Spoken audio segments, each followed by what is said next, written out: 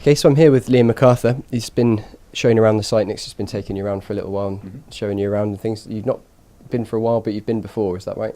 Yeah, I've tried to come along every year since the dig started, and I think what's fascinating is to see how it's evolved over the years. Each year there are new discoveries.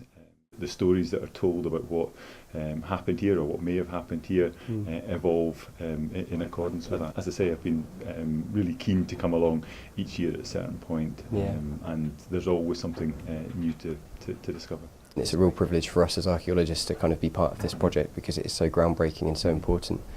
And I often wonder, when we have so many tourists and visitors to the site, it's fantastic for the island, and you do wonder just how many people are actually visiting for the archaeology, but I think it's getting there, isn't it? People are actually really making a conscious voyage to Orkney for the purposes of looking around everything. I think that's absolutely the case, certainly over the last few years when we've seen the visibility of what's happening at the Ness Brodgar brought to a wider audience through some of the programmes on the BBC, through the articles in National Geographic, and I think what it's been able to do is tell a story in a way that captures the imagination of people that probably don't see themselves as particularly interested in archaeology necessarily, but who are captivated by the discoveries and the stories about our past that are being revealed year on year at the Ness Brodgar. The Ness is so important that we're fortunate to have enough people from other universities and people like that are able to come around and lend a hand with their kind of expertise as well, which is great. Yeah, I mean, the international dimension to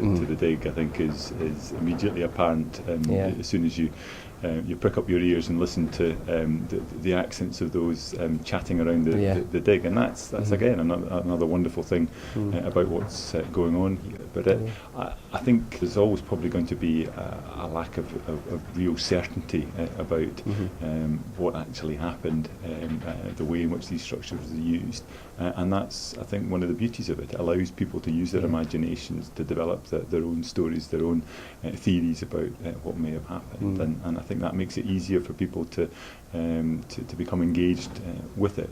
We are hugely blessed in terms of the resources that we have, and to some extent there's always a risk that you become a bit blasé, a bit complacent about that, and what I think the Ness Brodgar has helped do is reactivate and reawaken the interest and the pride that people in Orkney take in what it is that we have on our doorstep, and that's a really positive thing. Within this landscape, you really don't have to go too far, and it's even driving around and sort of spotting undulating lumps and bumps and mounds and things that look suspicious in the landscape. There's so much more still to go, and it's fantastic that the Ness sits right in the middle of this peninsula and seems to be one of the earliest, perhaps even one of the sort of focal points of everything that was perhaps built up around it later on. Again, that's one of the huge attractions of it, in the sense there's a momentum behind it at the moment. There's an interest in it which hopefully will allow the resources to be unlocked, to allow that further exploration to take place. What's also fascinating is that within the local population there are those who have long had awareness of what's in the landscape, will be able to inform those further discoveries, and it's the way in which I think it's engaging the local population as well as having that international reach that really shows what a special discovery this particular site is, but what the wealth of the sites that we have right across Orkney, and the fact that